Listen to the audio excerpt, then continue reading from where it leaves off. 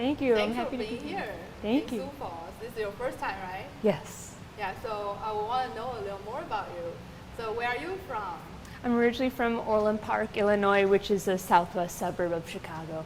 Nice. And so did you get your music training there? Yeah, actually, both my parents are musicians, and my mom was a cellist, and my dad was a violist and violinist, and I actually started cello with my mom. Oh, wow. Yeah, when I was 7. Yeah, and then I started to take from one of her friends, and then other great teachers in the area, and yeah. That's awesome. Like a lot of music families, they either go like the kids, you know, they inspire them to be musician, or like they don't want them to be musicians. Right. Yes. Yeah, so when did you realize that you want to commit to being a musician? I mean, I always had a feeling that music was going to be the thing I would end up doing, just because I grew up just surrounded by music and musicians my entire life, and also a lot of my family are musicians as well. So it just seemed like the most natural thing to do. But I really think the kind of like the moment for me was probably in high school, when I was able to play with a really great youth orchestra, Chicago Youth Symphony Orchestra, and it was there that I realized that I really wanted to be an orchestral musician. Yeah, it was a great experience, and yeah, that definitely made me push myself to just work really hard on orchestra auditions. Yeah. That is awesome. So did you choose cello to be your instrument, or did your mom choose? I did choose the cello at the end. I mean, I definitely remember I really wanted to play the harp at first. Oh, wow. And I remember both my parents were like, absolutely not. Like, we're not going to do that. Like, we'd have to buy a whole new car for that. And but then I chose the cello just because I just have such vivid memories as a kid watching my dad teach. And I just remember thinking, like, the violin and viola it seems so like strange to play, and it doesn't look comfortable. Like, I mean, even though my dad was like a great teacher, and like he always made his students sound great, but just like just physically, I like the idea of just sitting the whole time while playing the cello. No, and you are completely right. Yeah, cello is probably the most normal, or like most natural out of the three. That's kind of what I felt, but I just love that the cello has such a huge range, and I like that about the instrument. Let me tell you a secret, which is actually not a secret. Everybody knows that cello is my favorite instrument, and I agree, it's so powerful. It has such a wide range. Yes. So, any specific challenges you found when you were studying music? I feel like I learned in college that, like, just teach myself so many things that I wasn't used to while in high school. I mean, I think I had a lot of challenges just practicing well in high school. I really wasn't a good practicer in high school, and it got to a point where even like my teacher and my parents were like asking me if I really did want to go in music, because it just wasn't showing at the time, because I just really didn't like practicing. Yeah, but I don't know, I feel like in undergrad and masters, I feel like, I don't know, I really learned to like practice in just like a healthier way, like not necessarily practicing like a million hours, but like just learning how to like just really like focus for like small chunks of time, and like make the most of like small like bits of time. And yeah, because I feel like that was definitely a challenge for me, yeah, especially during high school.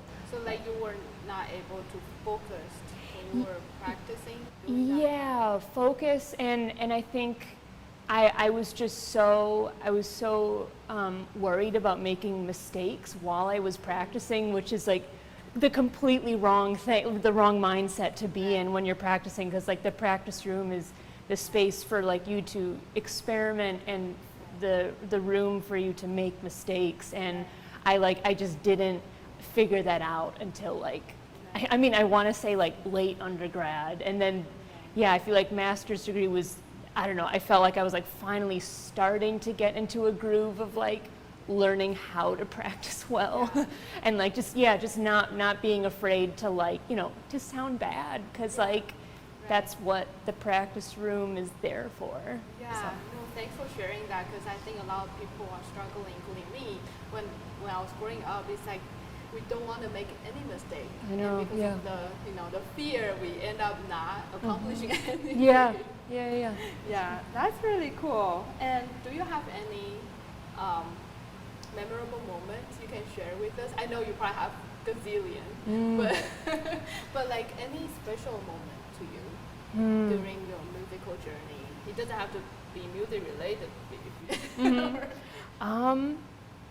I was able to play with Lyric Opera of Chicago for a couple years, and I mean, I just have this like very vivid memory of like the first rehearsal I had with them for Wagner's Die Walküre, and it was just, I had never experienced like playing a piece with like that much sound and like power, and especially being in such like an interesting environment, like playing in an opera pit. Like it was just like such a new experience for me. And then by the time we started to rehearse with the singers, it was just like, I felt so small, but I also felt like so big, just because you're contributing to this like just mass amount of sound. And yeah, I mean that will probably stick with me for a while. Yeah, that's amazing. Yeah,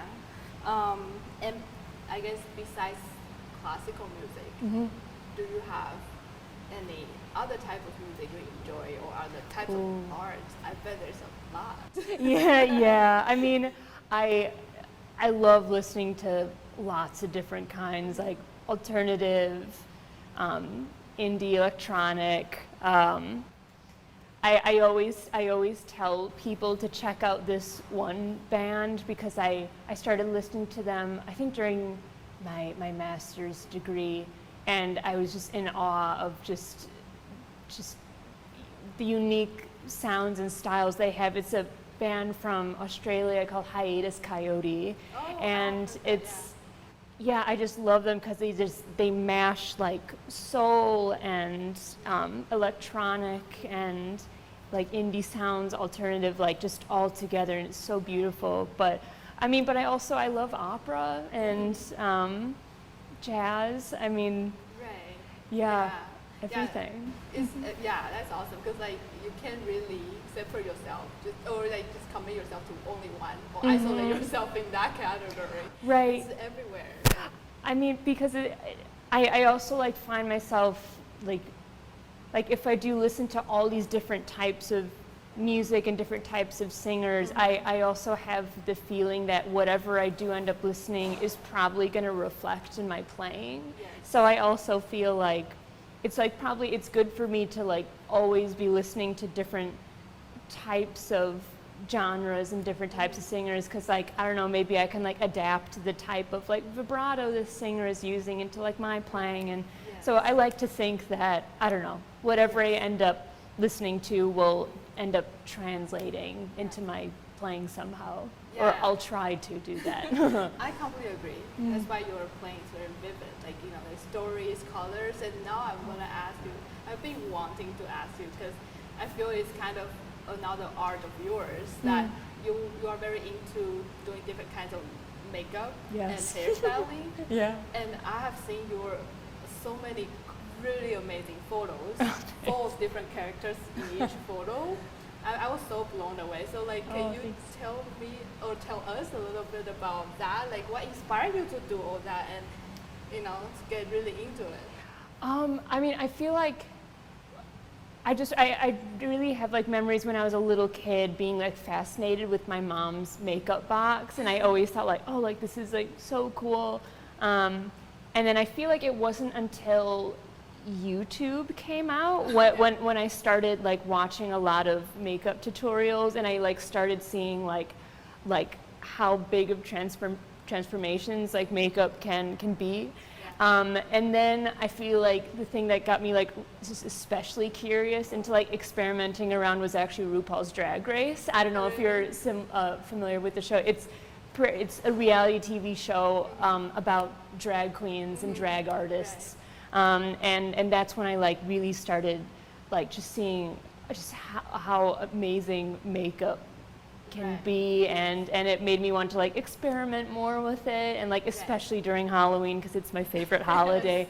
But yeah, I mean it's just something, I don't know, whenever I'm like doing like a really involved look, I feel like it just puts me in a very like meditative state of mind. And I mean like putting on makeup every day is kind of like, I mean I feel like in a sense it really shows who I am. Like I don't feel myself when I don't have like some kind of makeup on. I just feel like it's as normal as putting on clothes for me.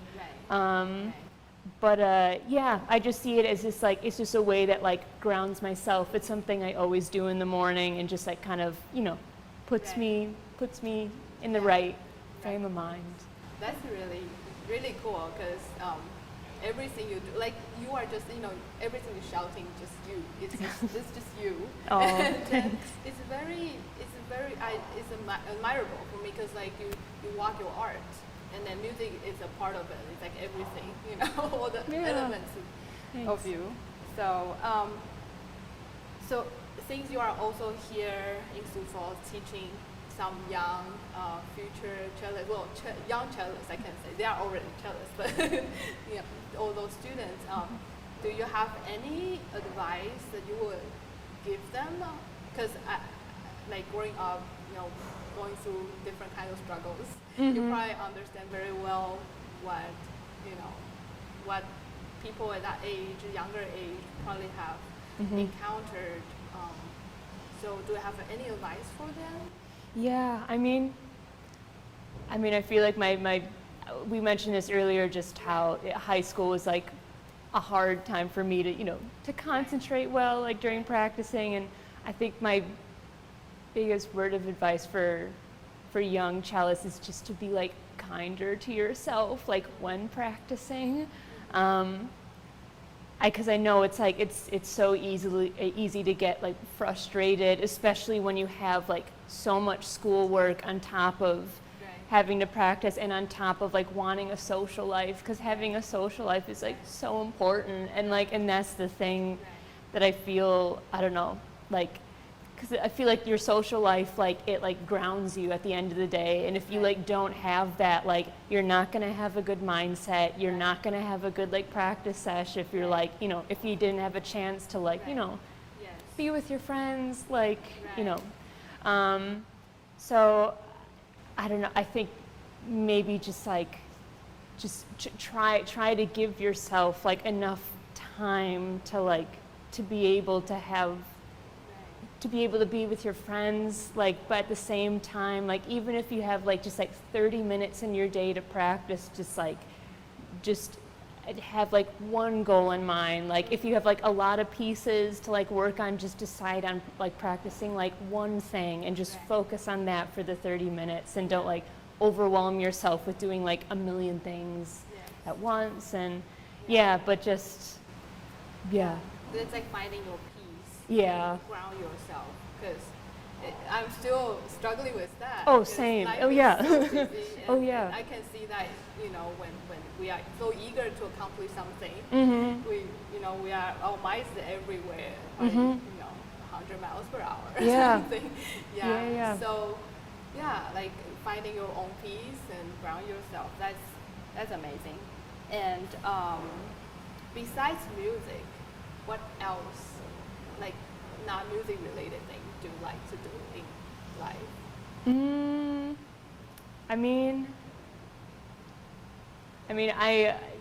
I feel like everyone says this, especially now during this pandemic, but like I love watching films so much, and I mean, of course, like TV shows as well, but I don't know, for me, films has always been, I don't know, just like a huge part of growing up. It was something my parents and I would just do together a lot. Yeah, I mean, I probably watch at least, I don't know, 2, 3, probably more, like a week or something. I watch a lot of Yeah, them. during the pandemic, you broke your own Oh, record. oh yeah. I mean, I've been like during this pandemic, I've been like writing down everything I've watched, and like the list is insane at this point. It's believe it's it. incredible. But yeah, it's just odd just because of this pandemic. But I really do love to go to live shows of artists, and I mean especially drag shows, like drag queens, drag kings. Yes. Like those are just, it's such a fun environment to just be in that, and Yes. I love to go to those. So great. You should recommend me if there's any places in the city. Yeah, I'll I'll dig. Yes, I'll dig for you. definitely. Yeah. Well, it's really a pleasure to have you here. Oh, thank And you. I really hope you will come back, or you'll be willing to come back. Of course, for our yeah. future projects. Yeah. So hope have a great time here in Sioux Falls. Thank And- you. I'm already having a great time. Okay. Yeah. Awesome. Uh-huh. I will show you some more restaurants. Great. All right. Thank you, Sonia. Thank you. Yeah. Bye. Bye.